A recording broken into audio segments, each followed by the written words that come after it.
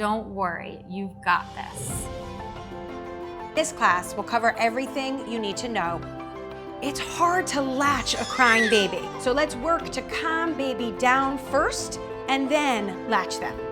Newborn babies can go through as many as 12 diapers a day. We'll give you some pro tips and tricks.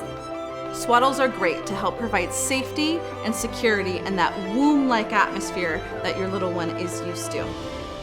A baby choking is a terrifying scenario. However, by performing choking CPR, you increase the chances of dislodging the object and saving baby's life.